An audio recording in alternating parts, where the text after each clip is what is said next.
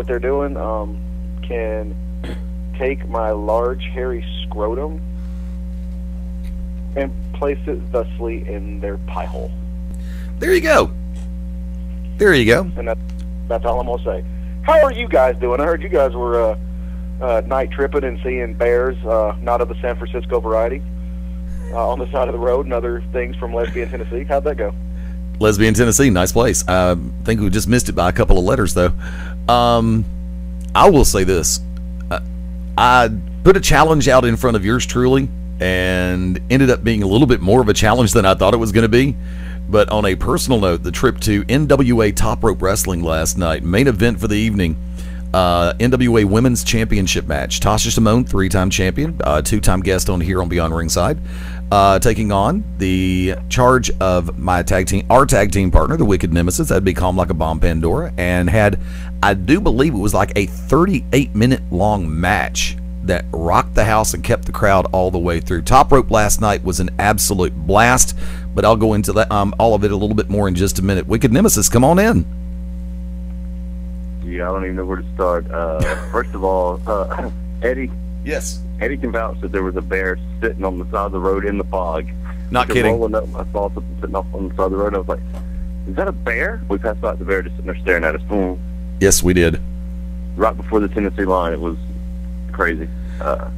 But unfortunately, I had somebody record the match last night, but for some reason, it will not upload from my camera to the computer. Oh, you're kidding me.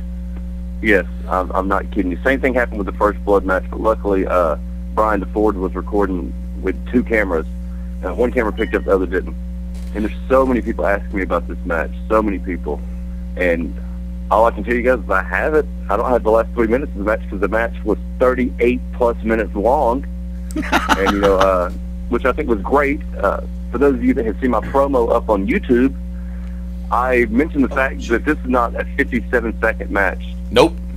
And it's not divas, not knockouts, not ladies, real women's wrestling. And the crowd cheered, and of course I told them to hold their applause because we didn't care. And obviously they didn't care. They were going to cheer us no matter what we wanted. Yeah, they did. No matter what we did, no matter what they wanted. You know, I hate being cheered. But we did our thing. Somehow, Eddie, and you went to touch me, I lost an earring. I guess whenever Tasha put her hands on my lovely mohawk, she ripped my earring out. Because I'm unlike most dumbasses, I'm not going to stand there and let somebody grab me by my hair and pick me up. I fought back. And somehow my right earring come out. So I would like to say NWA Top Rope, kiss my ass. Smell like one giant cigarette when I got here. Not happy. I may actually have the picture of her grabbing you by the mohawk in the video feed. For those over on the Ustream side and the Facebook Ustream side, the picture that you saw up on the screen over the last few minutes that I forgot that I left up there is actually from the post-game party. Drew, Matt from Team All You Can Eat, Eric Andrews, Derek Neal, Tasha Simone, I cannot remember the other gentleman in the picture. I cannot remember his name, and I'm so sorry. I was trying to tag everybody in there, and of course myself and Wicked Nemesis. Thank you to the young lady who took the picture. Understand that definitely she had the aim working, so that I really didn't have to crop it, so everything was good. But you could see that this was the after party, so to speak, and a good time was definitely had by all. I think I had one Bacardi and Diet, and the rest was all Diet Coke. And Wicked Nemesis drank soda the entire night. Yes, I did. No $2 relaxers for me, none of that bull crap. I stuck to Mr. Pibb. Oh, they had Mr. Pibb there? Yeah, that's what I was drinking, was Mr. Pibb. Oh, rock and roll. Dude, I wish I'd have known that. I'd been drinking that instead of Diet Coke. Eddie, they had RC Cola and Diet RC Cola there. Maybe. What? Hold on. RC Cola is hard to find, but Diet RC Cola? Diet RC Cola. And we were Hey, don't tell Cabana Man Dan. You know, he's old Bev nerd. He'll be up there in a heartbeat, siphoning all their Diet RC Cola. And matter of fact, if you're looking at the video screen right now, I don't have the chat room open, so I don't know who all's in there right now. I'm going to be opening up during the first commercial break. On screen right now, you can see one of the shots that was taken. Wicked Nemesis and Pandora pre-bell. couple of the different action shots throughout the way. We are going to be posting those through as well. The young lady who was the photographer from Top Rope last night throughout the entire show has already gotten a lot of the pictures posted. On a personal note, I want to say thank you to Mike Searcy and everybody with NWA Top Rope. I had a blast. Yeah, I was a little bit, well, I mean, you know, different places are going to have different ways of doing things. And when I walk into a place for the first time, the first thing that I'm going to do is ask, how do you want it done? You know that. And Wicked saw firsthand the fact that I do exercise proper etiquette when I first walk in. First thing I do is introduce myself around. How you doing? Good to see you. Glad to meet you. Wicked did the same thing. So if anybody says anything otherwise, guess what? They're lying. Right, Wick? I told everybody I'm sorry because some of those guys I'd actually met 2 years ago whenever I managed Slaughter against Corey Hollis. And as I told them, I have sort of a bad memory. I have what we call short-term memory issues. Yep. And some of those guys were like, hey, Wicked, what's going on? I was like, I'm sorry, I don't remember you. I just straight up told them, if I don't remember you, I'm sorry. There's no offense. You know, I've met 1,000 people. I'm not going to remember everybody, especially when I come to a show. I'm one of those people that stand out. Unless you go black ass and bend over and moon me, then I'm probably not going to remember you. I'm sorry to say. No offense. But, you know, it's just, when you meet thousands of people a year, you know, you can't remember everybody. Very true. I mean, I had a chance to, like I said, I did basically the second half of the show. Mike Searcy kicked everything off, then he was kind enough to introduce me, which is something I'm never really used to. Even after all these years, I'm not, especially not when I'm doing the announcing thing, you know, managing in the ring other than that, or when I'm announcing or refereeing, I'm never expecting an intro, even if I am in from out of town. And it just kind of caught me. It's like, holy crap, thank you, I appreciate it. And, you know, the Derek Neal match with, I believe it was Vic the Bruiser, Eric the Dragon Andrews. No, Derek took on Hammerjack, and it was, I'll get the card right in a minute. I don't have my notes in front of me. Everything is a blur right now, though. Speaking of blur, I have to say this. Friday Night SmackDown, segue, subject change, for just a minute. I think January has been the moment for the highlights of the year and the impossible to match moments. This past Friday night SmackDown, a person that we all hold in very high regard here on this show, and I'm referring to William Regal, or Steven Regal, or however you want to say his name, absolutely stole the show, in my humble opinion. They had a dance-off set up with Vicky Guerrero and Brodus Clay. Vicky was just so over-the-top horrible, it was funny. And she did exactly what she needed to do to get the response from the crowd. Brodus, and Eddie, yes. Don't know if you noticed, but do you know what the dance she was doing closely resembled? Worse than the robot. Other than a seizure. For the Seinfeld people, it looked like a horribly modified version of what Elaine would do. That episode she tried to dance. Go look it up. Yeah, I'm about to say, because honestly, I've never really been a big Seinfeld fan. And I'm not either, but I do remember that one episode because it was the hitchhiking thumb motion thing, and I was like, holy crap, she stole the thing from frickin' Seinfeld. Well, considering they're using television writers in WWE Creative. Well, that, and it's, you know, also the fact that Vicky stole her look from Slimer of the Ghostbusters, but, you know, it's okay. Yeah, pretty much. But now, therein lies the funny part. I got to ask, if for those of us who saw it, how impossible is Steven Regal dancing the way he did, just cutting up, having fun, and going with the moment? How hard is that really going to be to top in the entertainment factor in WWE, Mabo? I don't know, because here's the thing. I mean, it was funny. He almost, for some reason, I don't know why, but I could imagine, you know, back in his heyday, Hugh Grant doing, you know, dancing like that in one of his movies. Right. And, you know, like one of his little rom-coms. I thought it was hilarious. I don't know how you're going to be able to top it, because it actually looked real genuine. Like, I could really see William Regal doing that in a club. I don't know. It was funny. I mean, the smile he had on his face, and then when he looked over at, I believe it was Cameron, and gave her the, you know, the hey, you know, phone, you know, the call me kind of hand motion, and then he just went back to the dancing, and he'd kick his foot up every once in a while. Oh, gold. And that's the thing. people always forget that William Regal is a great technical wrestler. He's great on the mic, but he can do comedy. I mean, when he's not completely healing it up, he can be.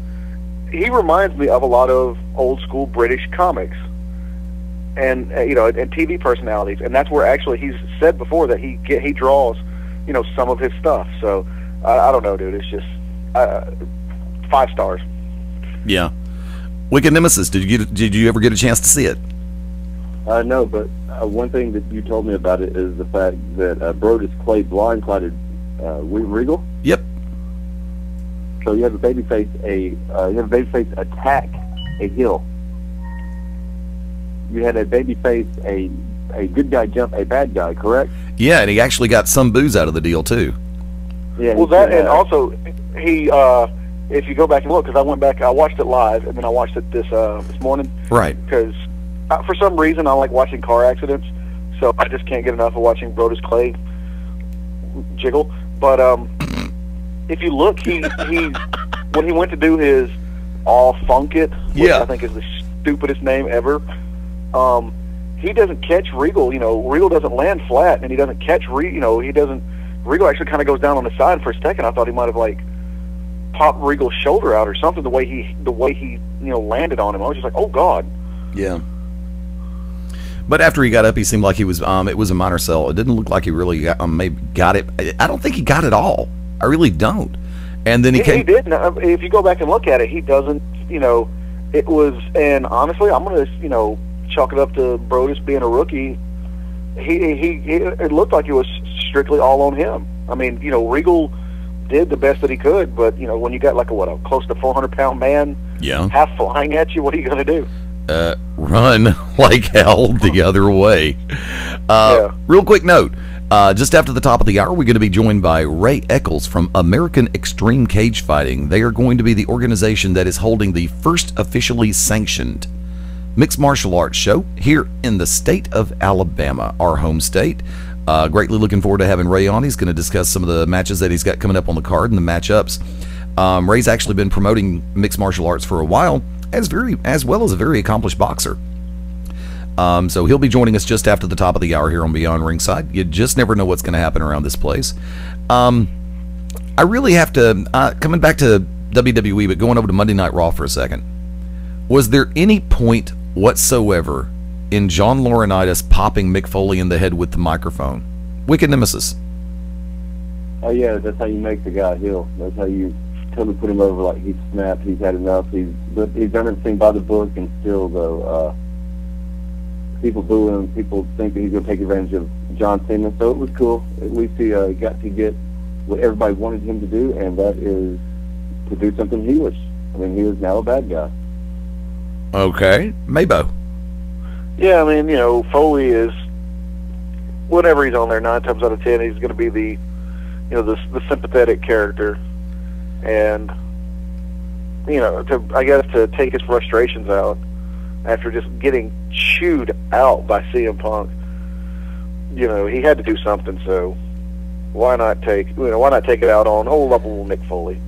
And I actually kind of had a surreal moment because there was Mick Foley right there on Monday Night Raw, and then it was like 3 or 4 days later I saw him down at the Stardome Comedy Club performing his act. So it was definitely a surreal moment. It was just like, I know that guy. I had a picture with him.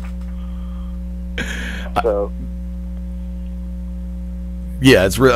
Actually, I think it was a few days before that particular Raw that you saw him at the Stardome, not after. Yeah, it was that Thursday. Okay, that works. Okay, I'm sorry. I am in dire need of caffeine, which I will be getting just before the top of the hour break. I'll go ahead and say it that much. Now, coming over to Impact for a second, I had a chance to sit back and watch the episode. One, they're milking the poor pitiful Kazarian being bossed around by Christopher Daniels' gimmick as the constant attack on AJ Styles continues. Realistically speaking, does it not remind you of the way that they were doing the Shawn Michaels JBL gimmick a few years ago on Raw? Maybo. A little bit, but I mean, they haven't really revealed Daniels' full intentions, I don't think. I haven't caught it, if they have.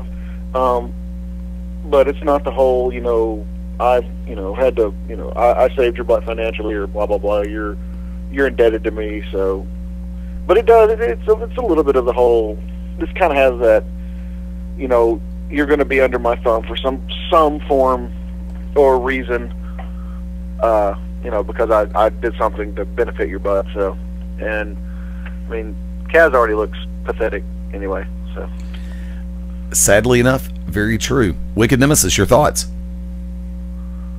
I don't have any thoughts for TNA. Then I'll ask this. I don't watch enough to say anything about it. So, sorry. See, I came off my moratorium of Impact Wrestling and decided to watch as much as I could this week. And there are moments that really stick out in my mind. All in all, it was not a bad broadcast this week. They had a couple of moments, and the way that they're really building up the tag team situation with Morgan and Crimson and Magnus and Joe, the continuation of that feud, it looks like they are finally getting things into a full-scale feud mode, which is what you need sometimes to really push an almost non-existent tag strap or belt or situation storyline.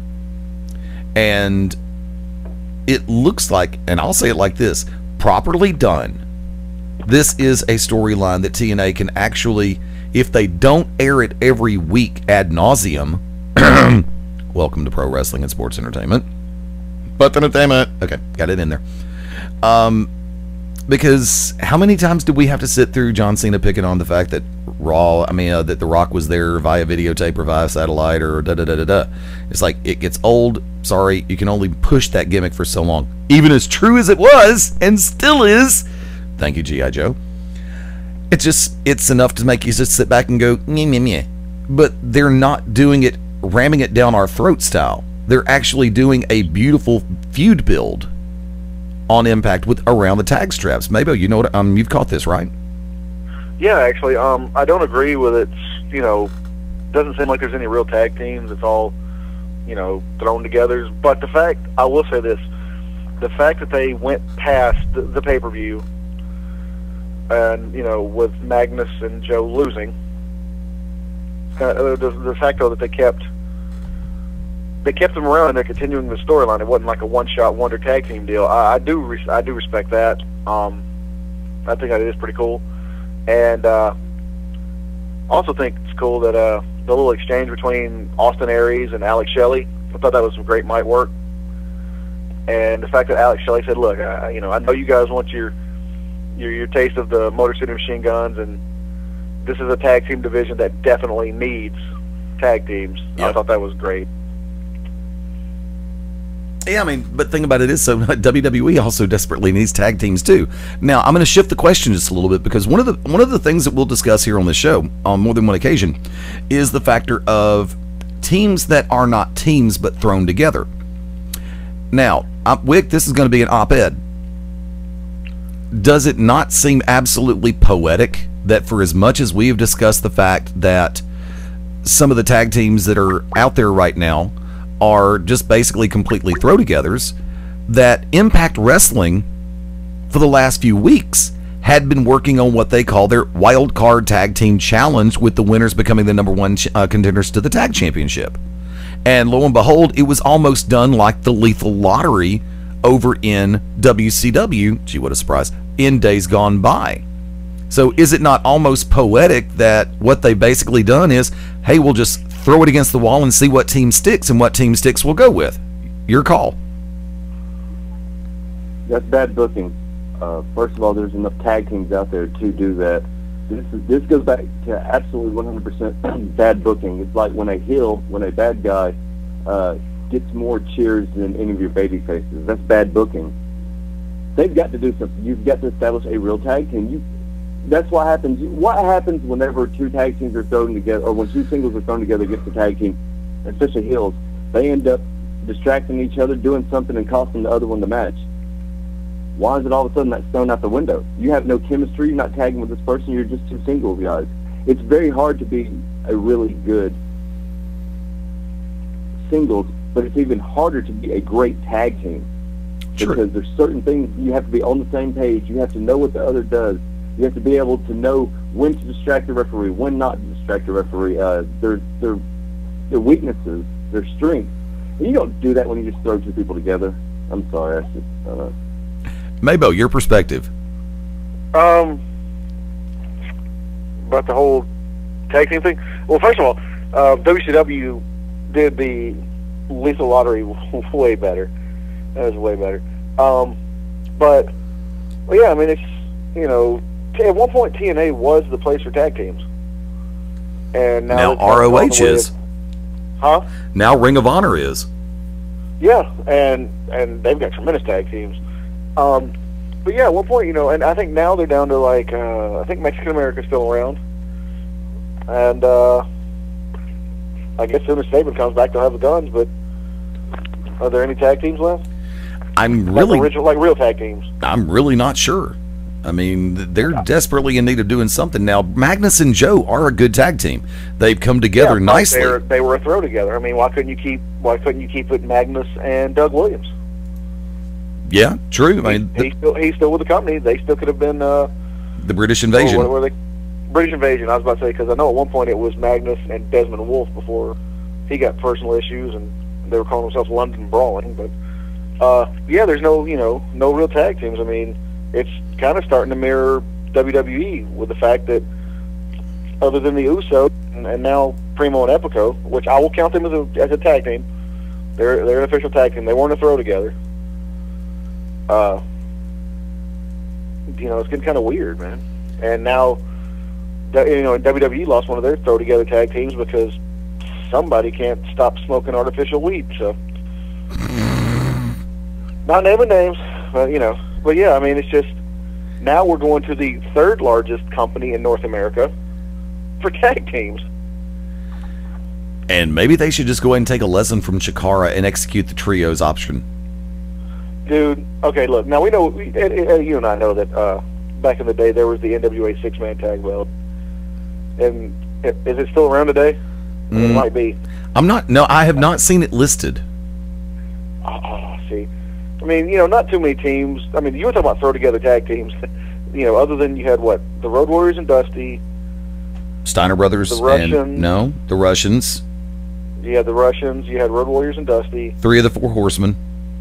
See, that's what I was going to ask you. I was like, I don't ever remember the Horsemen holding the six-man tag belt. I don't think the Freebirds held it. Yeah, the Freebirds, yeah. Did the Freebirds hold it? Yep. Yeah. I mean, I know they had the tag. Once we're missing out on guys. In fact, they used to throw together tag teams. Remember that? But they were all mid-cards and lower-card guys. It'd be like an older vet that could work, and you throw together a young guy that, you know, isn't good enough to be on his own. You put him with the tag team. You know, the Rockers did that. Technically, even Wood Burnett. You can count the Hollies. I mean, remember you had Hardcore Holly, and then they brought in Crash. But that was the thing, though, is they didn't feature them. You know, they weren't pushing the main event. They actually gave them time to build up in the lower and the mid-card ranks and then push them. And then that's when you're like, oh, crap, that's a real tag team. Yeah. See, that's something they got to be careful of. Because sometimes actually putting 2 people together. Now, Air Boom did eventually become a smoking good tag team. And the fact of the matter is, you know, properly done, they're close to having things in place for a tag team division. Although Primo and Epico are pretty much Mexican-American WWE style. No. Camacho and Unico. That's it. Okay, Camacho and Unico. Yeah. As soon as Camacho gets in the ring. And the sad thing is Camacho's not even Mexican. That's Haku's son. He's not even close to being Mexican. Nope. Polynesian descent. Folks, tell you what, hang tight. We're going to go to the top of the hour break at this point, and when we come back, we are scheduled to be joined by our favorite MMA reporter, Vicky Jackson, and the owner of American Extreme Cage Fighting, Ray Eccles, right after this on Beyond Ringside. This is Ace Haven from Pro South Wrestling, and you're locked into Beyond Ringside. Confessions of a Potentially Perfect Parent, brought to you by AdoptUsKids.org. I don't know how to talk like a parent. Don't make me come back there. You see what I mean? It's pretty awful. Try it again. Don't make me come back there. Now that's pretty good. That one kind of sounded like my dad. Weird. You don't have to be perfect to be a perfect parent. There are thousands of teens in foster care who would love to put up with you. Call 1-888-200-4005 or visit adoptuskids.org for more information. A message from the U.S. Department of Health and Human Services, Adopt Us Kids, and the Ad Council. This is Bad Brad Armstrong, part of the famous Armstrong family of professional wrestling, and you're locked in to Beyond Ringside.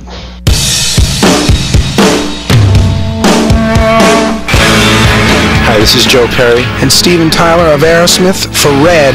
You know, it's okay to rock and roll and party down. Just don't get in that 2,000-pound bullet when you're done and cocked. And please don't drink and drive. I'm the one that jaded you. A reminder that friends don't let friends drive drunk. A public service message brought to you by the Ad Council, U.S. Department of Transportation, National Association of Broadcasters, and RAD.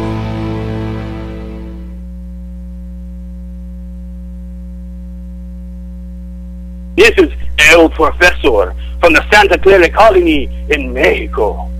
And you are locked in to Beyond Ringside, yes. Salagadoola, Metricaboola. You must be your fairy godmother. Yes. It doesn't take a fairy godmother to tell you that the right fit means everything. Good heavens, child. You can't go in that. Children under 4'9" need to be in a booster seat because they aren't ready for adult safety belts alone. Remember that 4'9" is the magic number, and get your little pumpkin there safely in a booster seat. Oh, thank you. For more information, visit boosterseat.gov. This has been a message from the U.S. Department of Transportation and the Ad Council. This is Brian Alexander the Great. You're locked in to Beyond Ringside. Charlie! Hey, did you see that play last night? Unbelievable. Yeah, and they still lost. Sure. You know, when I was playing, what we tried to... You played in the street. I played in the service. Anyway, what I'm trying to say is the kid, he should have... Yeah, Hey, you okay? I don't... Someone call 911! 2 out of 3 people with diabetes die of a heart attack or stroke, but you can lower the risk. Ask your healthcare provider how. For more info, go to diabetesactnow.org. Brought to you by the American Diabetes Association and the Ad Council. This is Jeff Munson, and you're locked into the On Ringside.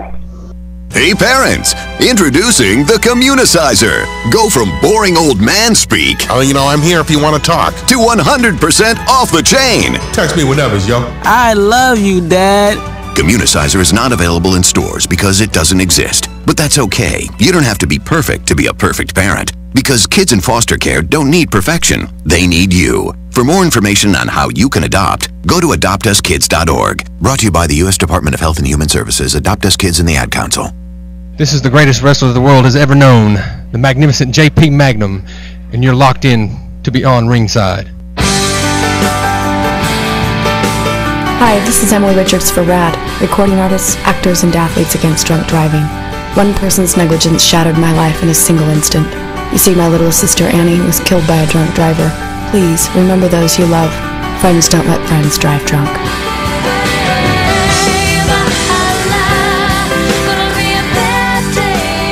A public service announcement brought to you by the U.S. Department of Transportation, RAD, the National Association of Broadcasters, and the Ad Council. Hey people, this is the Machine Guff Grayson, live and in your face. And remember, you are locked in to Beyond Ringside.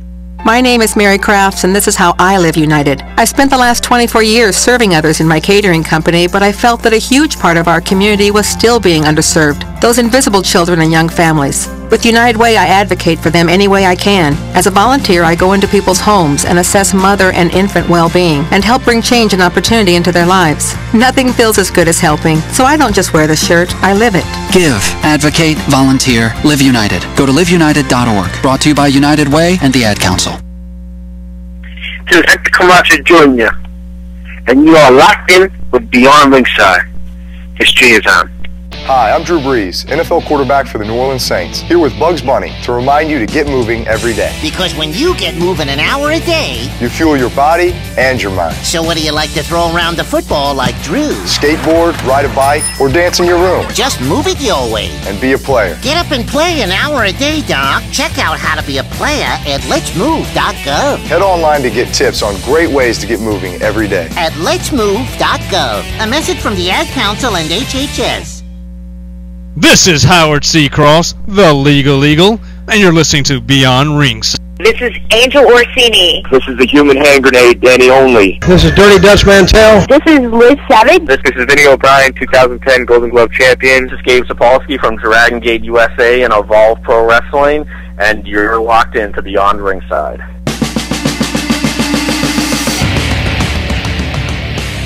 Welcome to the original rock and wrestling radio show. Welcome to Beyond Ringside, your source for wrestling, MMA, and boxing in the Southeast. To contact the Ringside Roundtable of Beyond Ringside, email them at beyondringside@gmail.com. And now, your host for Beyond Ringside, the man, no myth, all legend, Fast Eddie Lane. And thank you, Mike Miller, for the introduction. Always great to hear the voice. Be sure to check out mousegears.com, folks, when you get a chance. For the Disney fans out there, trust me, you'll enjoy the show. Mike Miller and Justin Poe. Mousegears.com. Live from the Vault in the Full Range Entertainment Studios, set and ready to play on this Sunday night kind of thing. Fast Eddie Lane in the Control Center. Welcoming back in tag team partners Mark Bowman, Maybo. I'm changing my name to Slut Bunwala. Welcome back in the Wicked Nemesis. Big news, big breaking news on Twitter. At B Shop Window, which has some fantastic T-shirts, and it has some the Sugar Dunkerton T-shirt come out a few days ago, is about to release, drumroll please, the Cuban Hand Grenade Danny Only T-shirt. That's right, breaking news. The Danny Only Cuban Hand Grenade T-shirt is coming out. I will have 4 of them, because if I don't get one for my kid, he will be highly upset. And aren't they all human hand grenades? But Danny Only is the human hand grenade. So congrats to Sugar, and congrats to Danny. Big things. The guys are blowing up in the Dirty South. Now, what was the name of the company that's doing Danny's T-shirt again? It's at B Shop Window on Twitter. Okay. Like barber shop window. Yeah. I have to check that one out. Cool. Like to welcome in some very good friends at this point in time. Very special guest coming on board with us, of course. One of our favorite MMA, our favorite MMA reporter. That would be Vicki Jackson from ATO and from the Examiner. Vicki, how you doing? Hi, y'all. I'm doing great. And like to welcome in the man behind the scenes and in charge of it all with AXC, American Extreme Cage Fighting. A lot of people call him the Razor. He is Ray Eccles. Ray, how you doing tonight, buddy? Doing great. You've got to be one very happy person right now. Very happy, but also about to pull my hair out. I have had 2 weeks of nothing but just wide open, trying to get a fight card together, get all the ISK paperwork done, getting all the internet stuff done, emails like crazy. I mean, these guys are running me ragged. I can only imagine. Folks, for those of you who were listening last week, of course, we managed to have the conversation regarding the fact that the Alabama Athletic Commission was finally able to get everything put together. The quorum was in place, and we now have officially licensed and sanctioned mixed martial arts shows here in the state of Alabama. And Ray was the recipient of the first permit to hold a live event, and you'll be holding that first live event this coming Saturday night, January the 28th in Coleman, Alabama at the Coleman Civic Center, right? Yes, sir. Now, before we get into the card itself, I've got to ask: when everything came together, was it a genuine feeling of relief? And how long were you able to enjoy that feeling? Yes, it was relief. Before the meeting was even over, I jumped up and I said, "This is a great day in MMA," and everybody clapping and laughing. You know, it was relief, because I had sweaty palms, had my fingers crossed, because they were changing some of the rules, but they were minor changes, and as long as it wasn't a major change, it wasn't going to set us back another 30 days. But it were minor, small changes, full of them that they had to think about, and that was just really, I was scared to death. But everything was minor. They told us MMA is in business, and so everybody was tickled to death.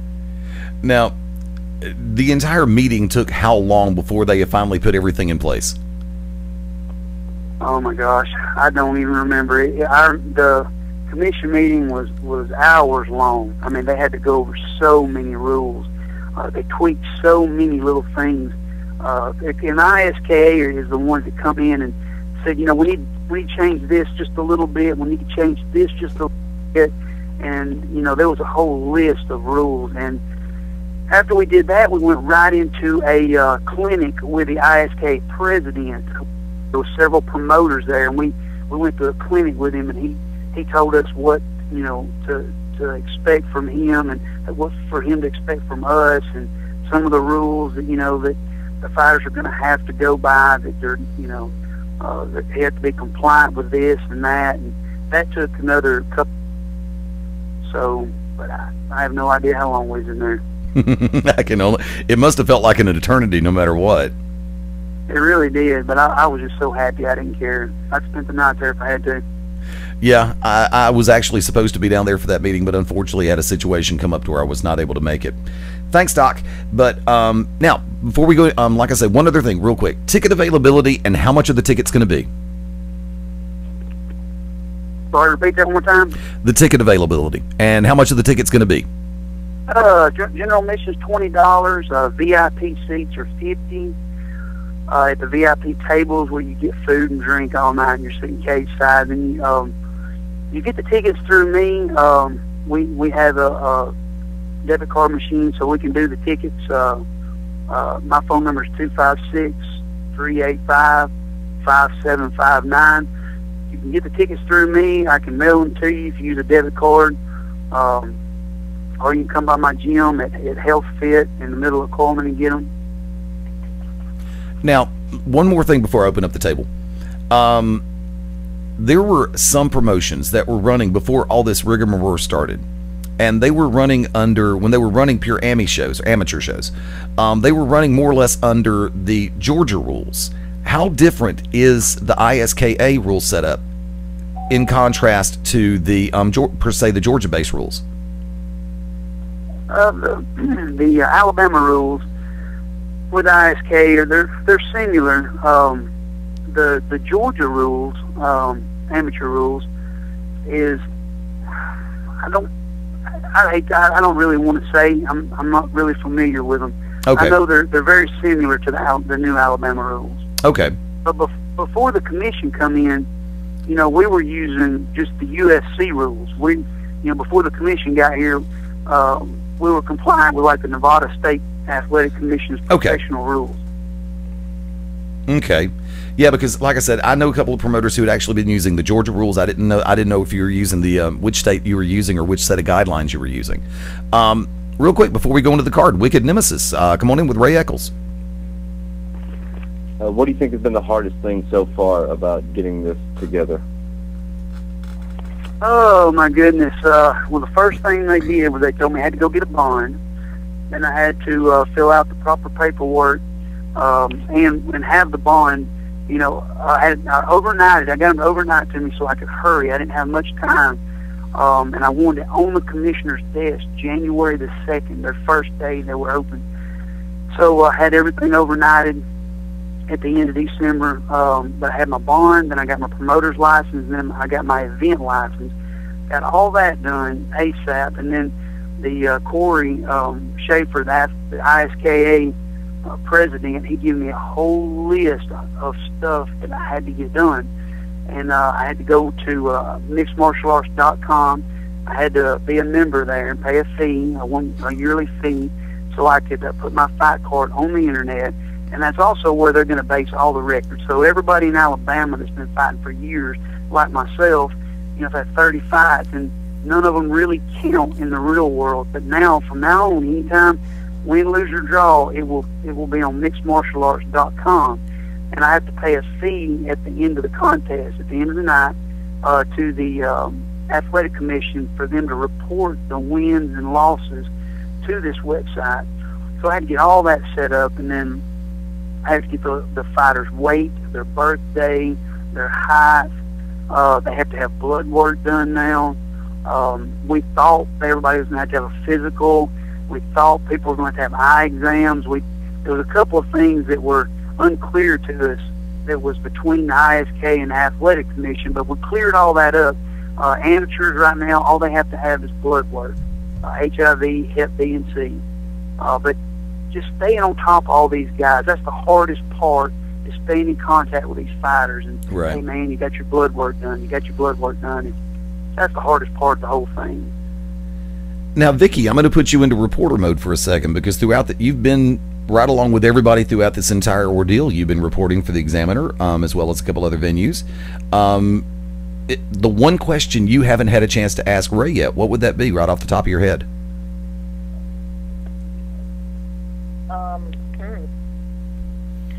How'd I get to be so good looking?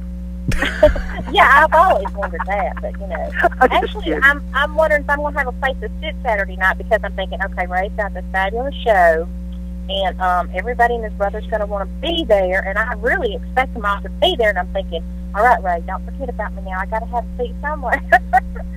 Well, I've always got a seat for you, Vicky. You're my favorite one. I like seeing you come in the door. Yeah.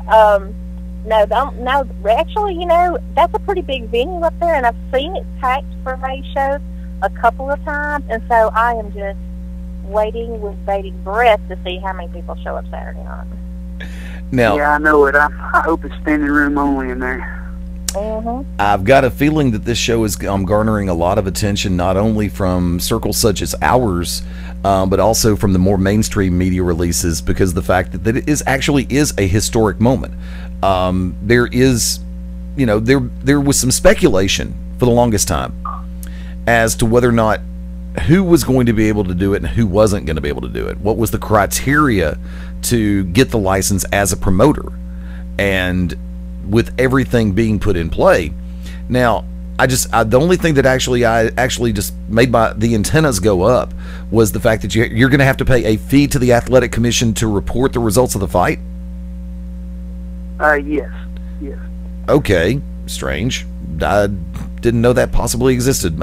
Is that normal that you know of, or is that just something that the AAC threw at us? I assume it's normal, the way the ISK and the commission talked about it, that it was a normal thing, because they shot us some different prices. He was like, well, some states do it $10 a fight, but we're going to just go ahead and say a one-time set fee of 15. Say 15 fights, it'll be $150. And whether you have 10 fights or 18 fights, it's still $150. So they just set a price. Okay. Like I said, I'm wondering how really hands-on the athletic commission is going to be. And here's the funny part about this whole thing: how qualified are they to be that hands-on? But that's a discussion for another time. I'm going to leave that one alone for right now. Tell you what, let's take a look at the card real quick. And Vicky, I know you know a number of the fighters that are going to be on this card. One of the fights is going to be for a championship, a title belt, this coming Saturday night in Coleman. Anthony Gale and, I hope I pronounce it right, Jonathan Abad? That's Jonathan Abad. Yeah, you almost said. Well, we kind of call Jonathan a bad man, but it's Jonathan Abad, and that's actually one of Ray's fighters at his gym. Okay. Ray, I'll let you expound on it, please. These guys, this will be a very, very good fight. Jonathan, his last show, or the last AXC show, he won the 145-pound belt by beating a man that was 11-2. His name was Nick Collins, and so I'm very proud of Jonathan. He's been training for 2.5 years without missing a day. I mean, he's there every day. But he's turned into a good boxer. That's kind of my background, boxing, so I've been able to help him with his boxing a lot, and with his jiu-jitsu is good. He's more of a ground and pound guy. He likes to box, take you down, get the hurdler mount, and then just punch you in the face till you submit. And that's Jonathan's style. And Anthony's the same way. He works with a hybrid MMA, is a very, very good team out of Arab. Got some state champion boxers, state champion wrestlers out there teaching the program. Anthony's always hard to beat. Very good fighters. So, and their styles are close to the same. So they're going to stand up and bang till somebody hits the mat. Somebody's going to get punched in the face when they hit the mat. Now, the fight that you've got listed, I don't know if this, I believe that Josh was with us last week, and he made the statement that he's going to be in the opening fight, the very first fight. Josh Garner and Brandon Brown. Tell us a little bit about that fight. Both of them have good hands. They both want to keep it standing. I can't wait to see that fight. Brandon's got the reach. He's got the long jab. Josh is a real technical boxer. He's been working with some guys out of Tuscaloosa a lot, and with Sky Boxing and some of those guys. And so I have a feeling somebody's going to get knocked out in that fight, because neither one of them want to go to the ground. Now, there is one thing. Now,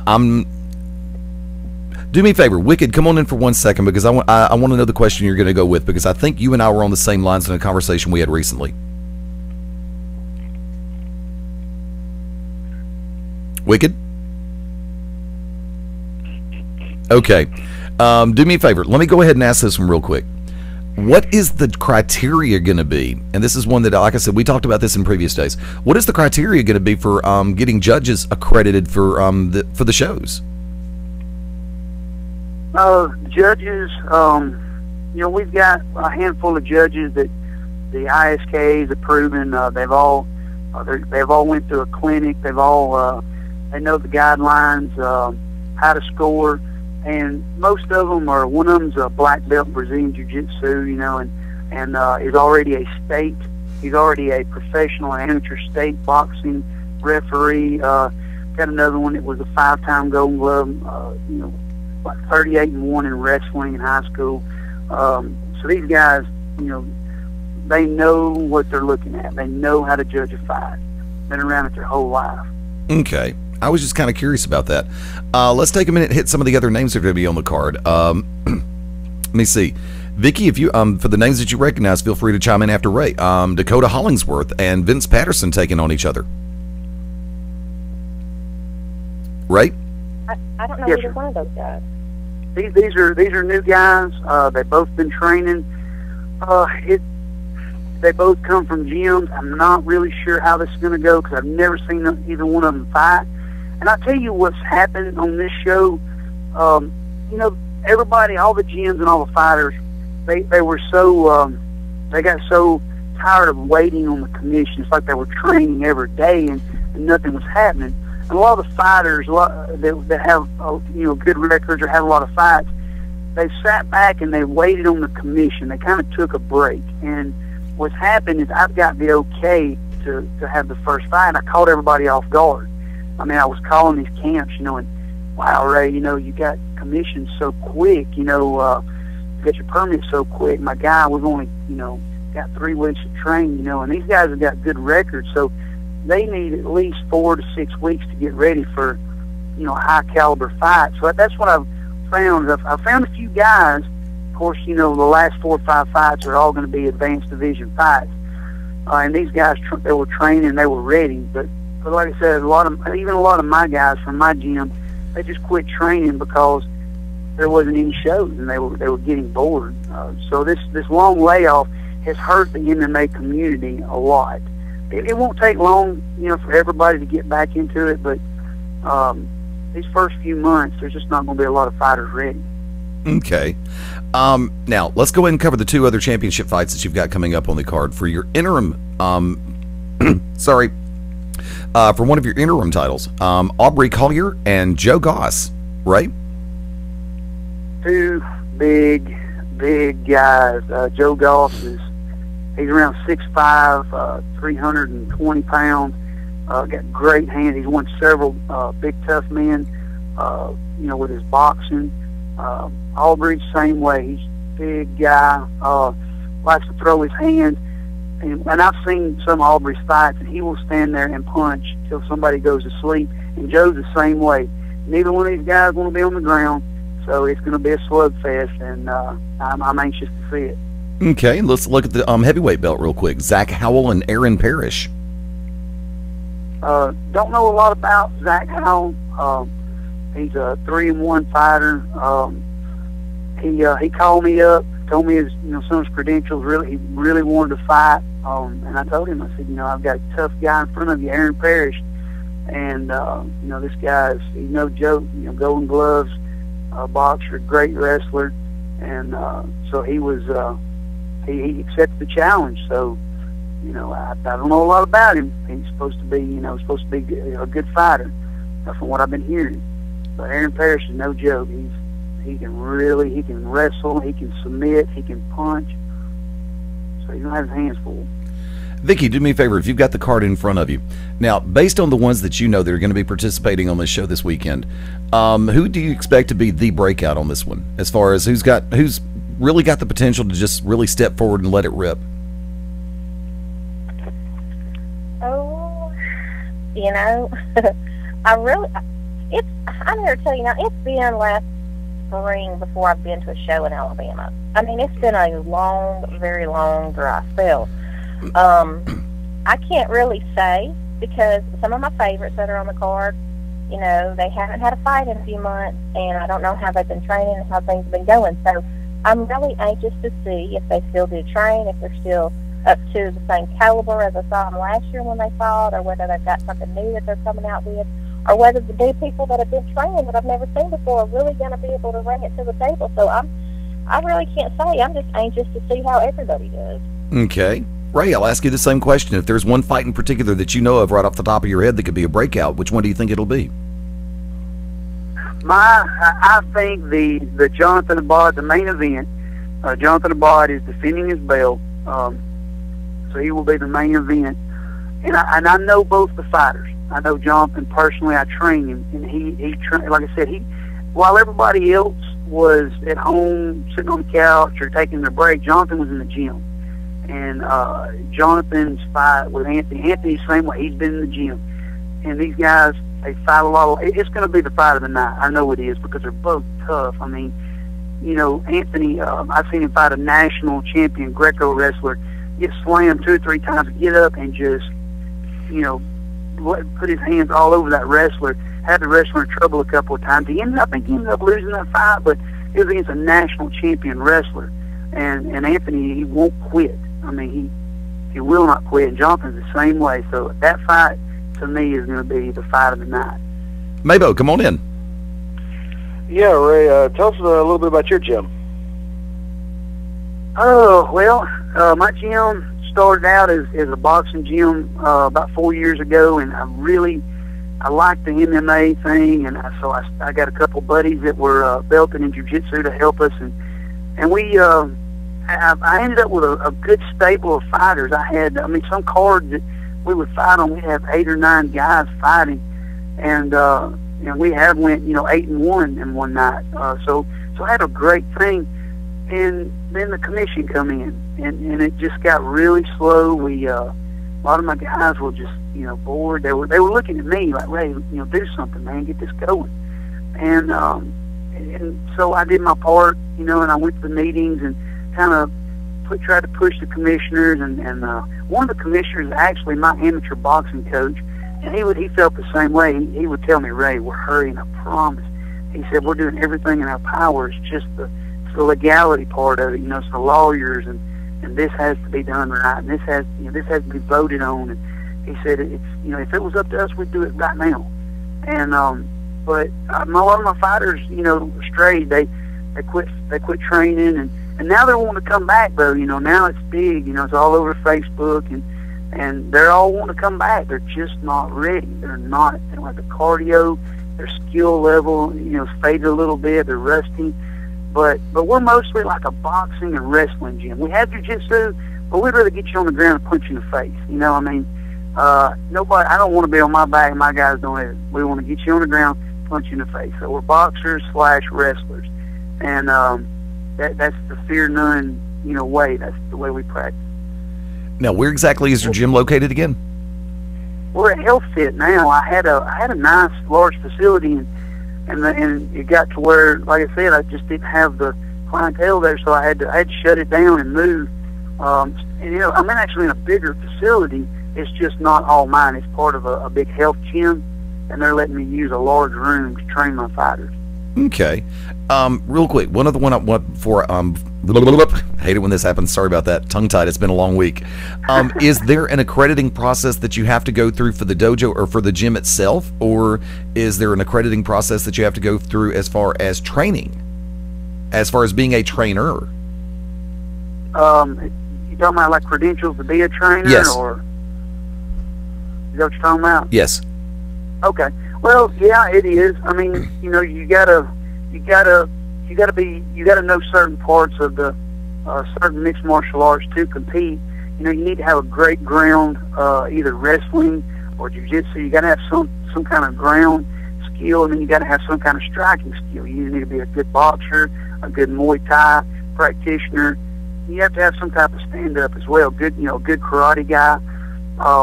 But to me, the two things that are really the best, and probably what I do best, is I was, Golden Gloves champion twice.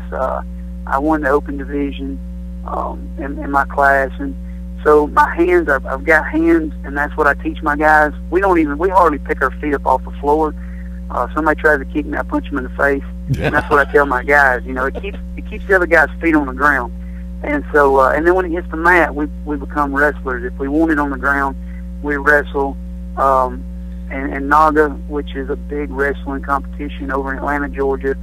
I've won first place in one division, got in the 5-year division, and got second place. So my ground skills have gotten to where I can, show my guys and share the knowledge with them. But I was a boxer at first, and then got my wrestling skills later. Let me run this down real quick. You've got now there are names that people are going to recognize and people that names are not going to recognize locally, whether it be the Central or North Alabama area. But as we mentioned a little while ago, Josh Garner, Brandon Brown, Dakota Hollingsworth, Vince Patterson, Rodney Westbrook, Austin Bates, Tyler Barber, Corey Jones, Kiefer Hamrick, Wes Baugh. Did I pronounce it right? Yes. Okay. Gerald Colbert.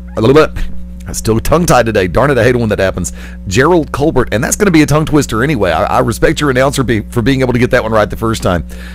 Rick Taylor, Bryant Cone, I apologize. Tyler Seals, Shelby Hill, and we've already discussed a couple others. Now, one person who's still looking for a fight, or you're still looking to put it together, is Eric Anders. Give us a little bit on him real quick. Yes, sir. He is a starting linebacker for the national championship Alabama football team. And he is a beast. His opponent got injured, and we've got two other guys we're looking at. One of them's wanting to jump on him, and he's had a few fights. This will be Eric's first fight, and but he's an athlete. I mean, he is an absolute athlete. He's a beast. From what I've been telling, I've been hearing his gym talk about him, and he'll throw hands with anybody.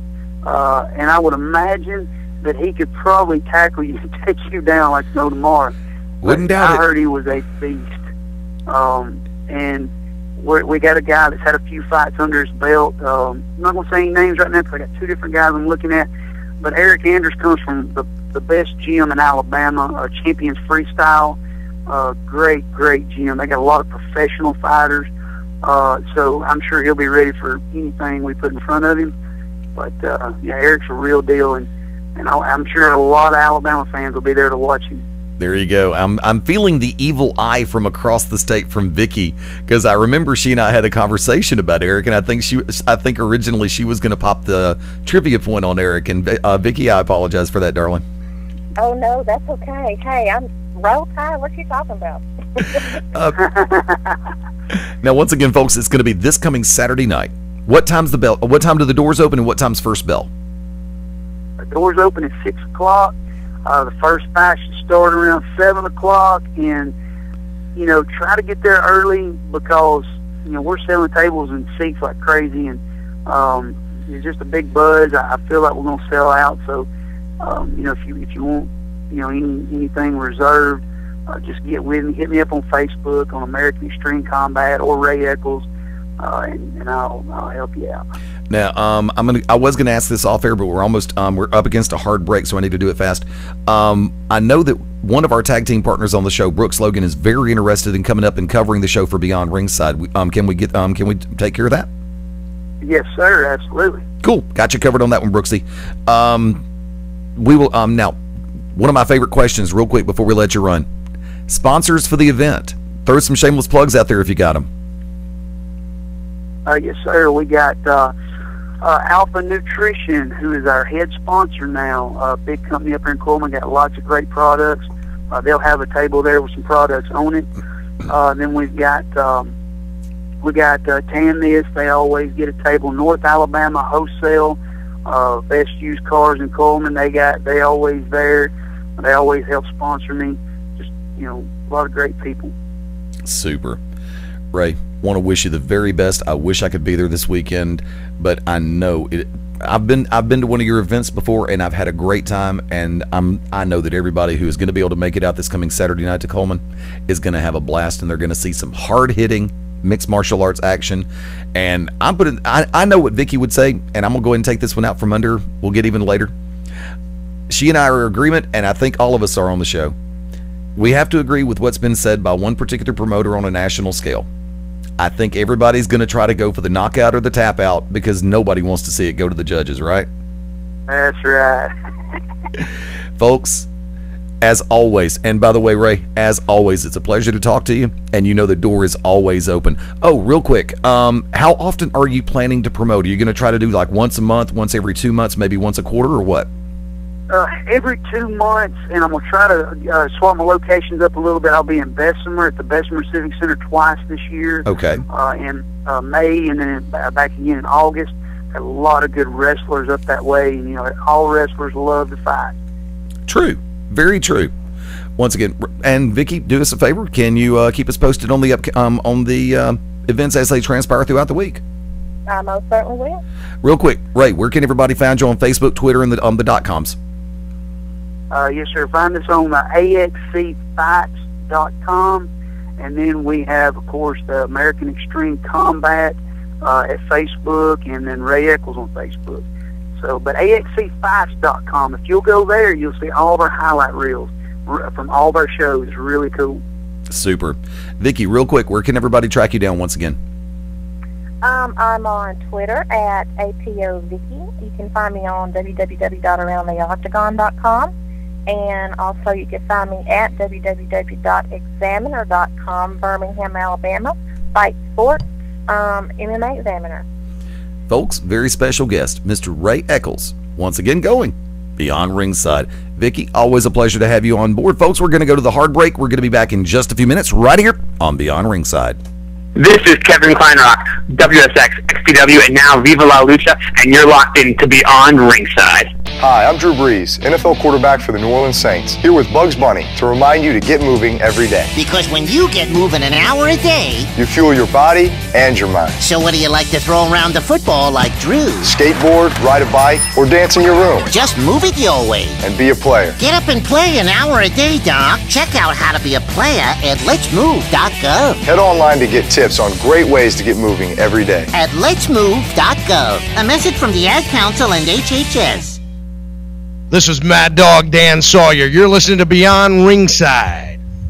Confessions of a Potentially Perfect Parent, brought to you by AdoptUsKids.org. I know more about cooking dinner for a party of 12 than about packing a lunch for a 12-year-old. I know kids like things like fish sticks. Fillets, I get, but sticks? Maybe we can just compromise on mac and cheese. Can you make that with Brie? You don't have to be perfect to be a perfect parent. There are thousands of teens in foster care who would love to put up with you. Call 1-888-200-4005 or visit AdoptUsKids.org for more information. A message from the U.S. Department of Health and Human Services, Adopt Us Kids, and the Ad Council. This is Michael the Godfather Gibbons, and you are listening to Beyond Ringside.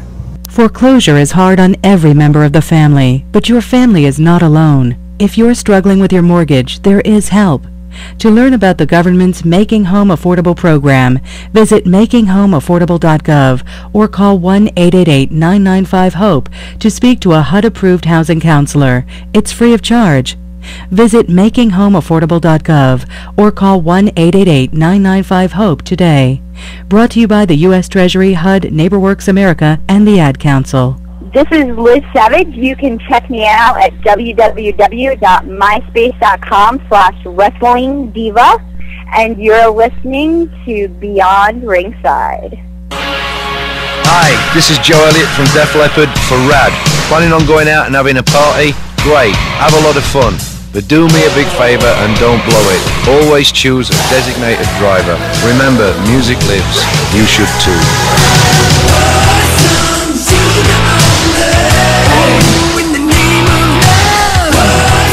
A public service message brought to you by the U.S. Department of Transportation, RAD, the National Association of Broadcasters, and the Ad Council.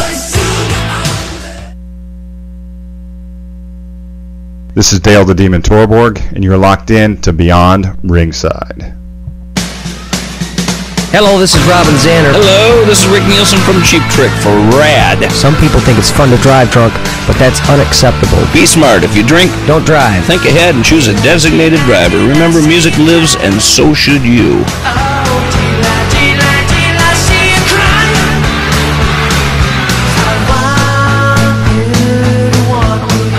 A public service message brought to you by the U.S. Department of Transportation, RAD, the National Association of Broadcasters, and the Ad Council. You have tuned in and are now live listening to the 3-time NWA Heavyweight Champion of the World, Scrapbound Adam Pierce. And just like you, I am also locked in. And brother, we are beyond ringside. Citizens of America, this is a message from feedthepig.org. Americans spent more money than they earned in 2005. This is the first negative savings rate in the U.S. since the Great Depression. America, we must start feeding the pig. On the 1st and the 15th, we must pay ourselves before we pay anyone or anything. We must make a budget. Even consider cutting up a credit card. Log on to feedthepig.org today. Find the benefits of saving for every stage of life. Brought to you by the American Institute of Certified Public Accountants and the Ad Council. This is Theodore Tutwiler III, the cock of the walk, and you're locked in to Beyond Ringside. There once was a boy wizard whose name was Larry Smarter. Larry, why weren't you in Professor Dinky Doodle's mythical creature classification class? Well, I'm taking Algebra 2 in a foreign language. Oh, so you can talk to unicorns? Not exactly, unless they're French. Larry wanted to go to college, so he visited knowhowtogo.org to find the classes he really needed. Getting into college doesn't happen magically. Learn more at knowhowtogo.org. Brought to you by the American Council on Education, Lumina Foundation for Education, and the Ad Council. Johnny Swinger here, the king of swing. So don't sing it, swing it. And remember, you're locked in to Beyond Ringside. Welcome to Move Time Radio, presented by the Arthritis Foundation. And we're smack dab in the middle of our dance-a-thon to fight arthritis pain. Me, I've been grooving for 10 hours straight, baby, but I'm a boogie machine. See, movement is just one of the ways to help fight osteoarthritis pain. Another is weight loss. You get rid of just 1 pound. That's 4 pounds of pressure off each knee. For more information on managing pain, visit fightarthritispain.org. Then meet me on the dance floor. This message brought to you by the Arthritis Foundation and the Ad Council. This is Jeff Damon from Deadliest Wear on Spike TV. Hit me up on my website at www.jeffdamon.com. You're locked in to Beyond Ringside.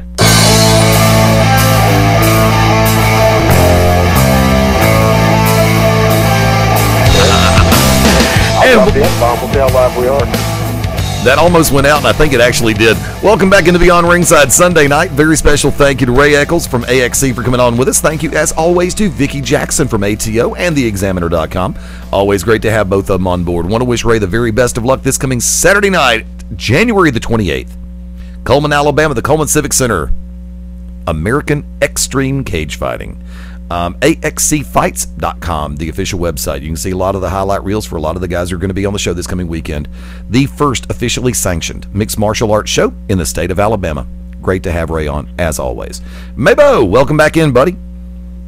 Kick on, Dad. Eddie Izzard. Still funny as hell after all this time. Yeah, I remember a friend of mine out of Atlanta, I think it was, turned me on to Izzard. Well, see, that's a lie right there because you don't have any friends. Quit telling stories. As long as my Visa card holds out and the bar tab's open, I have friends. This is true. Of course, all day. All right. Of course, the funny part is the Visa is a debit card, so hey, what the hell? It's going to run out real damn quick. Did you get a chance to take a look at the gimmick, the live Ustream video that Wicked and I did yesterday en route to Tennessee? No, because I have this thing that's called a job. You have 5 minutes, and the video only went 10. Dude, if I get on there, you know, the only videos I'm watching are internet porn. Yes, midget porn, naked chicks, and Asian midget porn. Oh, that's the best kind. Mm-hmm. Because they speak in tones that only like animals can hear. But that's beside the point. No, I haven't. I usually don't because, well, I just don't really give a crap, to be honest. Yeah. Speaking of giving a crap, does anybody give a crap whether or not Drew McIntyre is actually really fired or if it's just storyline? Actually, I mean, we all know he's not, because, hey, everybody listening, I'm going to break the biggest secret in the world of pro wrestling. You're straight? I don't know why I just looked. I literally looked side to side, like I was about to tell a secret. Yeah, I know. But, I know you. I just looked side to side, like, oh my god. And, yeah, Eddie, let's really keep up with the insults, and we'll see if you're doing the show by yourself next week. Keep it up. And that's a shoot, son. I ain't playing. Oh, blah, blah, blah. Oh, blah, blah, blah. We'll see then. But here's the big secret about pro wrestling. It's scripted. Don't tell nobody. We know this. Don't tell nobody now. It's scripted. But I mean, this is the first time I'm actually interested in anything Drew McIntyre is doing at this point.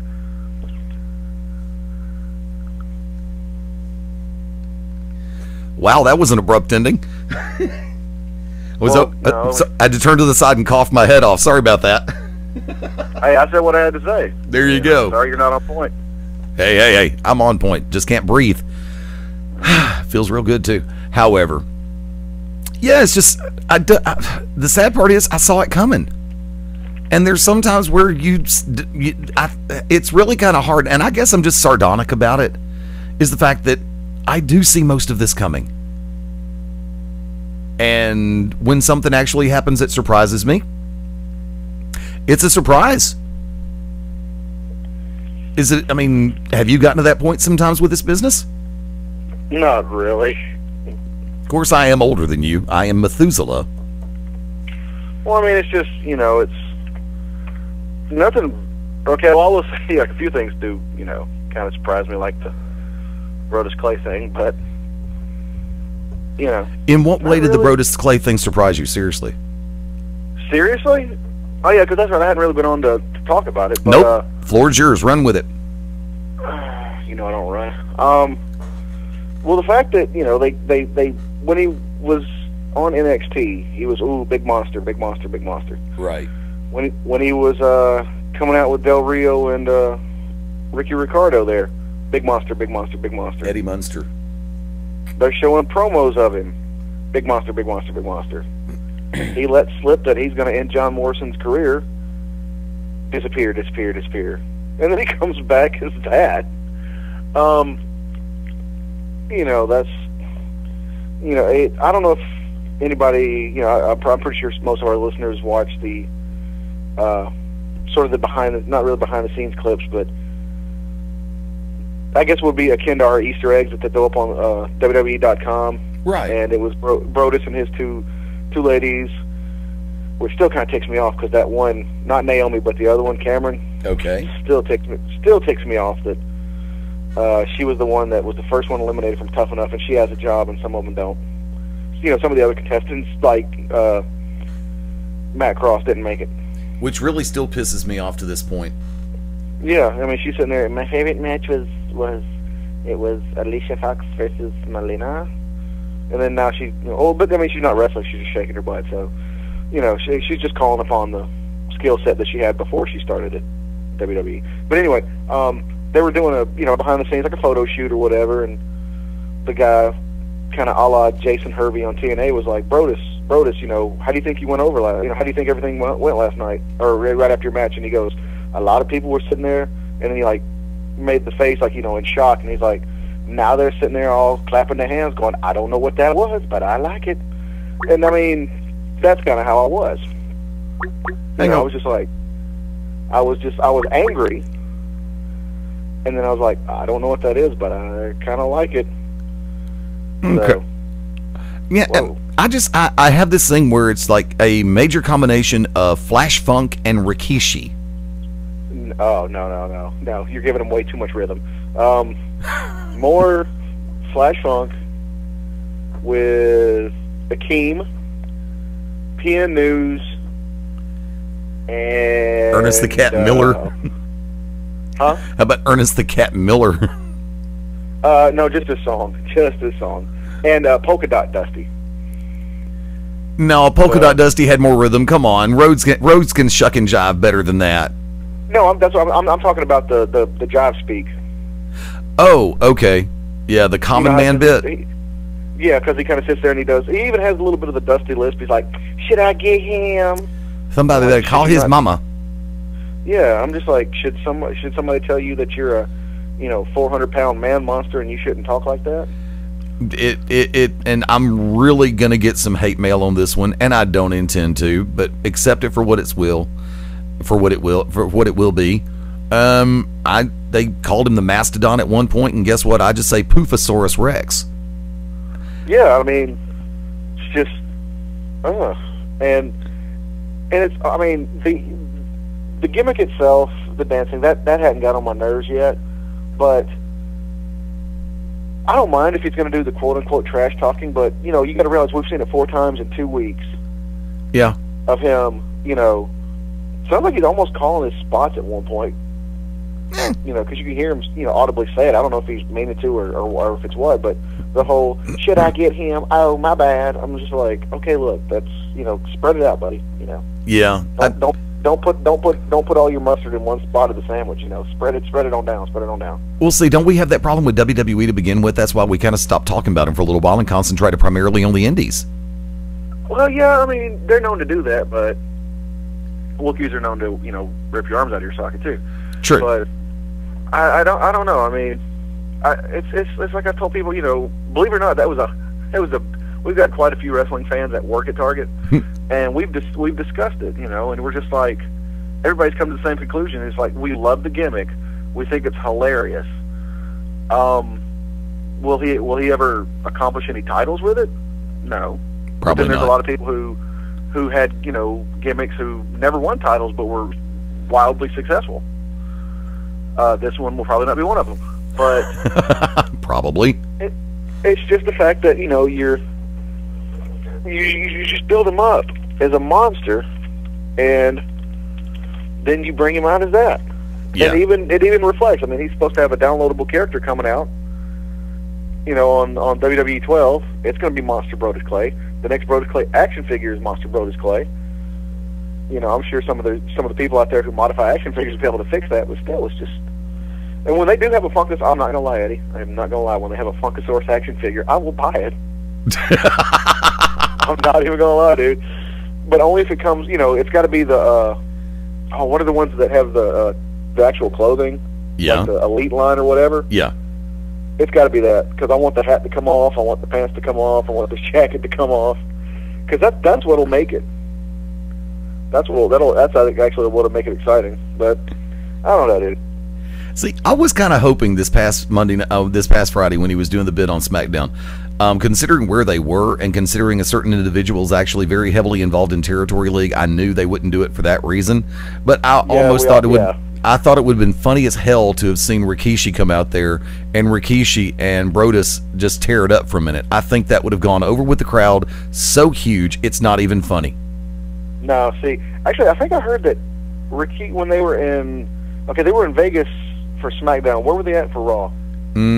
L.A. Were they in L.A.? Rikishi actually visited Jimmy and Jay while they were in L.A. But no, actually, when I didn't think you were going to go with Rikishi. I thought you were actually going to go with the Godfather, because he's not under contract with anybody. He does live in Vegas. I see, but for me, the dancing thing is what ties it in. And do me a favor, hang tight for a second. I want to welcome in a good friend of ours real quick, Matt Denton. How you doing, buddy? Somebody call my mama. Somebody call my mama. Oh, sorry. Was that me? Yeah, Should that I was get you. Him? That was Should you. I get him? He got a bicycle. Sorry. That would be the Brodus Clay impersonation of the week, and Matt, you just got hired to do that. Awesome. Do I get paid? Do I get paid in Funkasaurus treats? Mabo, you decide what Funkasaurus treats are, and we'll work on that concept. You know what? I'm not even going to deal with that right now. That's gross. That's all I can say. That's just because it's such an ambiguous comment too. I know it. No, I got an image of what a Funkasaurus treat looks like in my head, and I don't even want to discuss. But it's filled with raspberry jam, if that helps. That helps. That helps? That definitely helps. That definitely helps. Okay, would it be a glazed covering, or would it be something different? Well, hey, I don't know what Matt's into, so he can get somebody to glaze it himself. But doom. Shh. Matt, how you been doing, man? I'm doing good. How are you? It's been a hell of a week, in more ways than I can actually count. We've had personal triumphs, personal tragedies, personal road trips, and trips we wish we could have been on. Like next weekend, I kind of wish I was in Las Vegas for the Garth Brooks show, but that's just me, you know. Yeah, that's just you. Yeah, I know. Yeah, that literally is just him.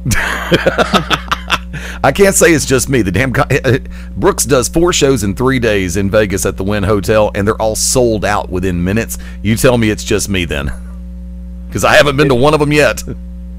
No, it's still you. There you go. I'm used to doing everything by myself, and we'll just leave that comment alone. Thanks for playing. Now, the thing about it is now, and Matt, I want to go ahead and ask you one pop during the first segment. Is there any moment, speaking of Brodus Clay and coming over to the William Regal side of that story, is there any moment that WWE can genuinely pop out there right now that could top William Regal stealing the damn segment and the show by dancing the way he did? I don't know. It is possible if William Regal was part of it one more time, because that man can do anything. That man can genuinely do anything. Maybe apart from Dusty Rhodes coming out on a bicycle just to get down with Brodus Clay. I'll go you one better. Dusty Rhodes on a big tricycle coming out to get down with Brodus Clay. Like, on a big tricycle. What about Dusty Rhodes on one of those big old English bicycles? That big wheel would not hold his ass. Sorry, Virgil. Sorry, Virgil. No way, no how. I cannot see Dusty Rhodes riding the English bicycle. Mabo, can you? I don't want to see that. I mean, maybe on a unicycle, or a unicorn, but no. I don't think anybody should ride those big old school English bicycles anymore, because why? Because it's comedy. Well, I mean, yeah, but so is throwing retarded midgets downstairs, but we don't do that anymore. Damn it. Wait, you don't do that anymore? This is America. Not over here in the States. They've got these things called equal rights or some bull crap like that. Whatever. The Citizens with Disabilities Act, and they call midgets vertically challenged. God. Now I'm never moving to America. I'd like to keep my right to throw retarded midgets at that, down some stairs. And then, of course, that would have been Half Pint Brawlers Season 1. Yeah, no, they were retarded. No, I'd probably be part of Micro Championship Wrestling. Just so I can tell Hogan where to stick it. Yeah, because actually I think Half Pint Brawlers was a better show. No, it was less fake than Micro Championship Wrestling, that's for sure. Yeah, I'll never forget seeing Roderick Strong as a frat guy and getting bitched out by a midget. Rachel Ray and Guy Fieri in Hollywood Cook-Off is less fake than freaking Hulk Hogan's Micro Championship Wrestling. That's why I didn't mention it. That's why I went with Half Pint Brawlers. Tori Wilson's boobies are less fake than Micro Championship Wrestling. Mabo? I like fake boobies. Agreed. I was actually asking to agree or disagree. Do I like fake boobies? Yes, I love fake boobies. Okay, there you go. I love real boobies. I love any boobies that don't belong to me or another dude. Slightly still ambiguous there, but we're going to leave it alone. That's funny as hell. Hey, them lady boys need loving too there, Eddie. Calm down. There you go. Was worried about that. Tell you what, we're going to go ahead and take it up to the top of the hour real quick. I'm going to go ahead and put out what is officially referred to as last call at this point. I'm going to go ahead and open it up, and Matt, you're welcome to participate. Topics throughout the week or something that's on your brain that you really just want to get out there. Mabo, go for it. Well, I already covered the Brodus Clay deal. Well, let's see here. No. Still can't understand why the Usos are underappreciated. And I think it's Jay that needs to kind of slow down because he's going to start looking like his dad. No, I'm good. Oh, I do want to ask Matt. Can you find me over there, because I can't find it here? Can you give me Shameless Series 2 through current and send them to me, and I'll pay you back? I'll have a look. See, yeah. All right, cool. Appreciate it. You know, no problem, man. Therein lies the funny part. Let me go ahead and ask this one, because I've never thought to ask this until just now. Noting the fact that a lot of comedy is different, regionally based, and English comedy is normally anything that you see on English television is normal, or British television will be on television in America in 5 years, if not less, depending on the network sweeps. I think that's been proven on more than one occasion. If it works in the UK, we'll just find a way to hijack it over here, either by name or another one. Of course, my favorite one, believe it or not, is going to be Whose Line Is It Anyway? The original BBC version was hilarious as hell. Drew Carey killed the American version. Yes, he did. And I will forever begrudge him just murdering it, shamelessly murdering it. Oh, I agree, because there was just way too much singing and too much Wayne Brady, and I used to love getting up at 5 or 6 o'clock in the morning and watching on Comedy Central, watching Clive Anderson, and it was just so awesome. I mean, I still think the saving grace to that entire series was Ryan Stiles and Colin Mockery. I mean, Brady was brilliant, especially when it came to the songs, but when it came to pure improv, I'm sorry, Mockery and Stiles, and occasionally Brad Sherwood were the saving graces for that show. Greg Proops, whenever they had him on there, he was good too. Proops was good. Trying to remember. Yeah, okay, Glasses. That's who I was trying to think of. My brain gone. It's by Sia. But comic books over there, because Mabo brings that up, and I've just never really thought of that. I know because you're going to have different writers over there, and I'm sure that there is a different angle that they would put, or a different spin that they would put on different styles of comic books over there. What's some of the major sellers over there right now that you know of? I'm not a huge comic guy, but it's basically just the Spider-Mans, the Wolverines, the Batmans. The superheroes? Yeah. The traditional ones? Yeah. Okay. Everybody you've heard of. But they gave us, I think it was Judge Dredd. Yeah, if I remember correctly. I mean, case point scenario, some of the television shows that we had that have been really big over there on BBC for years. I think one of my favorite ones was Footballers' Wives. Funny show, loved it. Serious drama, but it was still a funny show. And I think they ripped that one off to bring it over here in a different context, and it did not work because the writing style was different and they didn't stay true to the formula. But I digress. Matt Denton, go ahead. Last call. Topic on the brain. Okay. So we all know that Corvettes can run on ketchup. I wonder if it can run on catsup as well. Wicked Nemesis would have popped if he were here. Yeah, I was kind of hoping he would be for that one.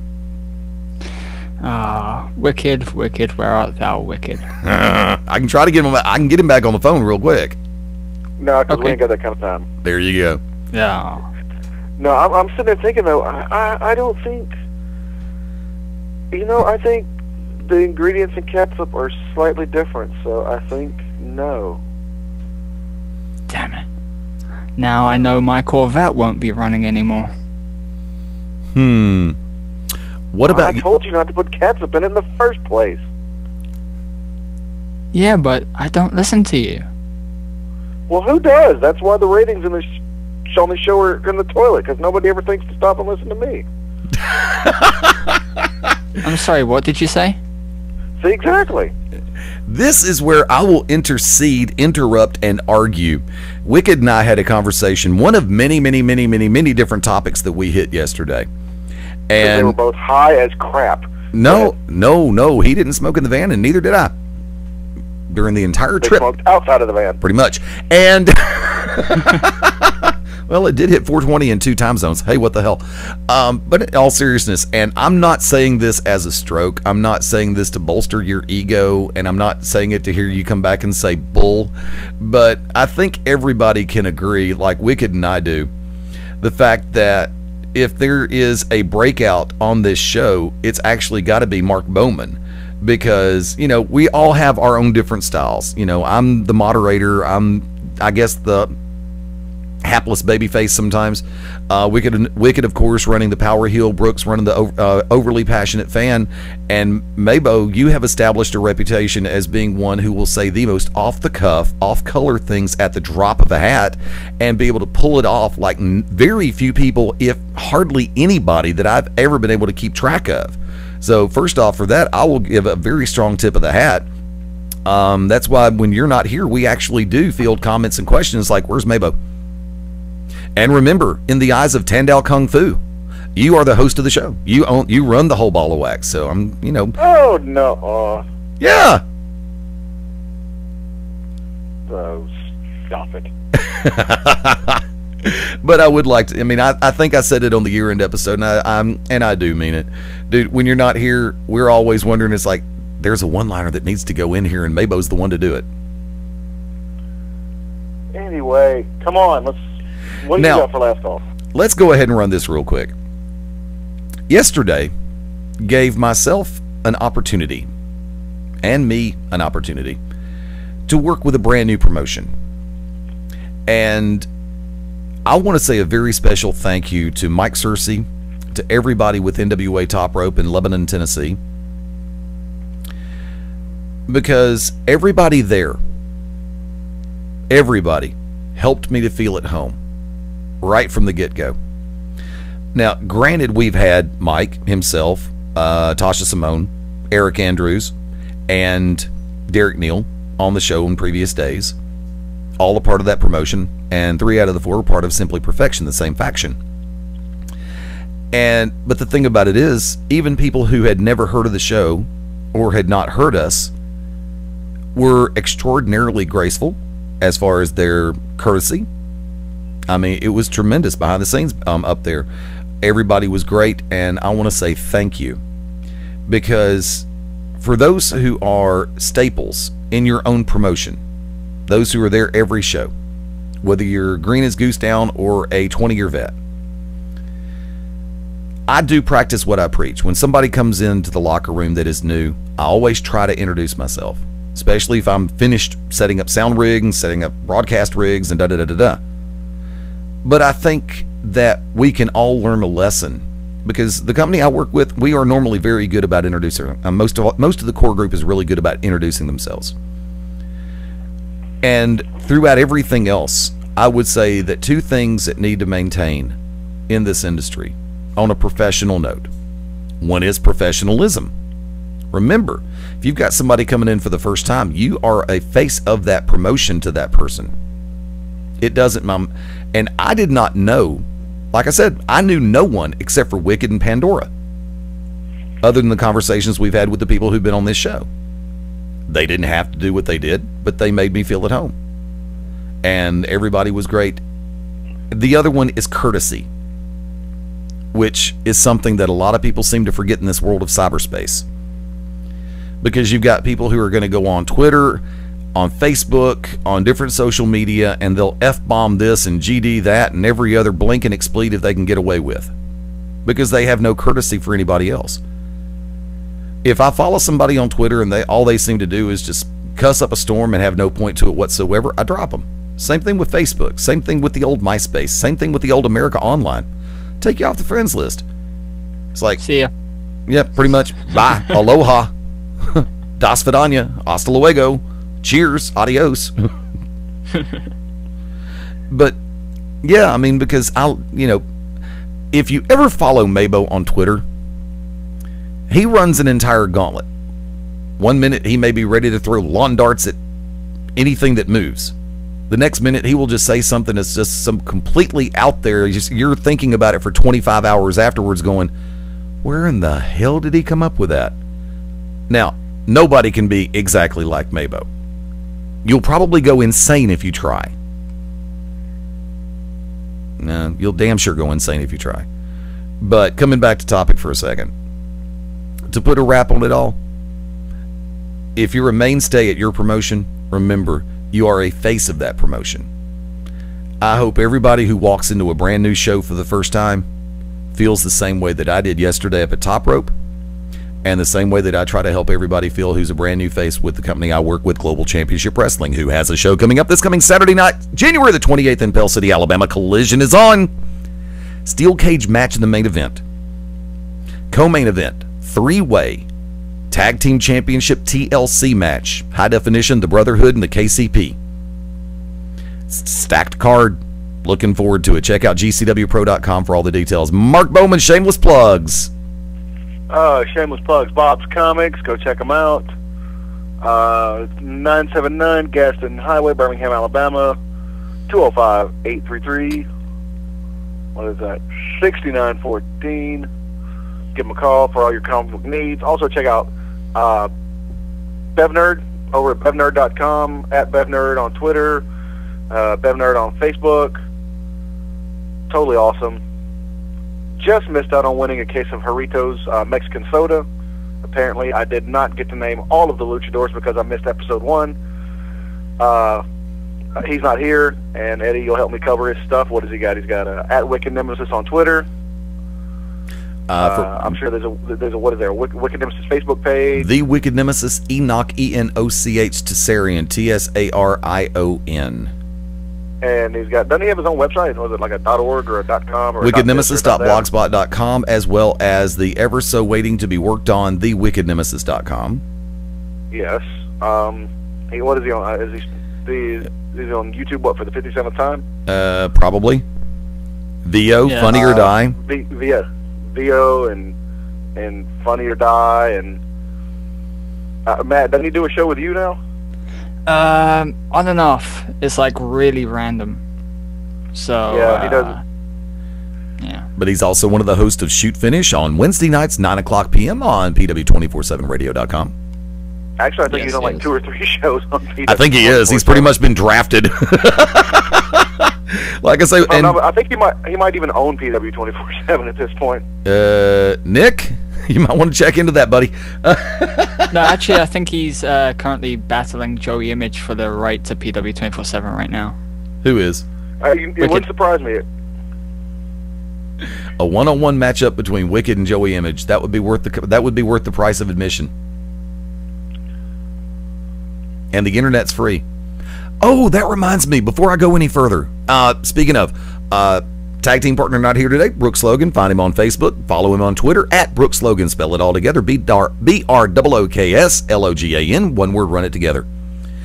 Did y'all catch the news? Separate issue, totally unrelated to sports, from this past week where MegaUpload.com was shut down, and lo and behold, the group of hackers referred to as Anonymous launched the full-scale assault on everything from RIAA.com, the Recording Industry Artists of America, the MPAA website, SonyMusic.com. The Department of Justice website was bombarded, shut down, overloaded. The FBI's website was reportedly hacked, and not to mention the fact that they had a full-scale assault for hours on the WhiteHouse.gov. Did y'all hear that story, Mabo? Nope. Matt? Yes, and usually when Anonymous launches an attack like that, they'd give people an opportunity to say, yeah, I want to take part in this. Instead, no option. Click a link, you're already part of the problem. Although I will miss Mega Upload, to be honest with you. I've never been to the site. I have no earthly idea. I didn't even know what MegaUpload.com was. For those of you who don't know, it's basically a file sharing website. You upload your stuff. I used to upload a few PW247 shows up there for Nick to go download, but Nick's lazy, so he never used it. Yeah, Wicked. Why am I throwing out shout outs to Wicked Nemesis? I have no I've got idea. Wicked on the brain. There you go. Most people do sometimes, at least once a day. In my case, more times than most. There you go. But yeah, with Mega Upload now deceased, it's going to be a little bit more trickier to send over shows and big files to other people. I can give you a hint off air on something you can use to do that. Is it Dropbox? No, it's not. Okay. Matter of fact, I'll go and say it on air because it's a site that I use, Podomatic.com. And you can upload the full-length episodes that they give you on their free account, 500 megabytes of space, uploaded in 64 kbs or 96 kbs, and you can normally upload about 2 or 3. It's also available on iTunes when you do it that way, and Nick can download it from there and put it on the regular rotator over at PW. That's actually a good idea. Thank you very much. PODOMATIC.com. It's a free service. They have a pay service as well that gives you 2 gig worth of space. And 15 gig worth of transfer. But like I said, if you want to do it through there, because like I said, regardless of how many different sites we work with, and we're still working to get everything in place on PW247. I've been told whenever we're ready. Well, guess what? I've been ready for 3 weeks. I actually sent Nick a DM saying, when are we starting to simulcast with Beyond Ringside? I actually sent you a Skype message, I think, last week. I saw it when I was getting ready to go to bed, and I didn't get a chance to respond because I already pulled the internet connection off the laptop. Gotcha. But whenever you want to start, I'm ready. Coolness. Be careful. We'll hold you to that. Seriously, I'm not kidding. Real quick, Matt, go and throw some shameless plugs out there. You can follow me at the Matt Denton. I actually post a link to my Tumblr site on the Twitter page because I cannot plug it on here for PG reasons. You can plug it. All you have to do is say there is explicit language, so kids be careful. Okay, kids, go to bed. It's late. Well, it's late over here anyway. It's at fuckmattdenton.tk. Would that? There you go. I knew what I was setting myself up for when I did that too, because I knew the site. Well, I didn't know the site, so that's why I started laughing. And I knew that it would get you on that one. I was like, Mabo's gonna love this. Oh, can we make that one? Can we make that like my site too, or something like that? Can we do something with that, Eddie? Only if you spell it PH instead of the F-bomb. But then when I say it on the air, I gotta say it's the PH, right? Yes. Oh, I was like, I'll do it. See, and I already had that one scouted too, because it would be phhuckmabo.com. Doom. Now, you're regularly on PW 24/7 yourself, right, Matt? Not as often as I used to be. I don't have a show on my own anymore. Tweet Talking ended, so I just bombard everybody else's shows instead. Makes sense. Damn, hate to hear that. Drag Mabo out of the cobwebs every once in a while. I'm sure he wouldn't mind doing another show, right, Mabo? It depends on what time, but yeah, I wouldn't, mind if he wouldn't mind having me. I would offer my services, but I normally work a 7-day work week, and my free time right now is so limited it's not even funny.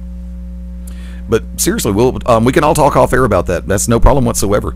By the way, yours truly, Fast Eddie Lane, Layne on Twitter. Follow. It's all one word. Run it together.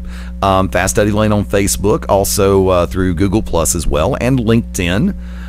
From there, fasteddylane.com. I will be re-uploading and resetting everything inside the next week. Finally getting the catastrophe here straightened out. Join me on Wednesday nights at Papa Sia's in Alabaster, Alabama. Kick off things approximately 8 o'clock p.m. Thursday nights in Hoover, Alabama at Buffalo Wild Wings. Wings, Beer, Sports, Karaoke Thursday nights. Right at 9 o'clock p.m. on the start time. And on Friday nights, it'll be Buffalo Wild Wings in Alabaster, Alabama at the Colonial Promenade Shopping Center, 10 p.m. start time. Once again, Wings, Beer, Sports, and your chance to sing. Once again, this coming Saturday night, January the 28th, AXC, American Extreme Cage Fighting, will be in Cullman, Alabama. Thank you again to Ray Eccles for coming on. Thank you again to Vicki Jackson from ATO and Examiner.com for coming on, our favorite MMA reporter. Yours truly, I will be in Pell City, Alabama with Global Championship Wrestling. Check out GCWPro.com for the updated lineup. For Collision, bell time is 7:30 p.m. and tickets are $10 a piece.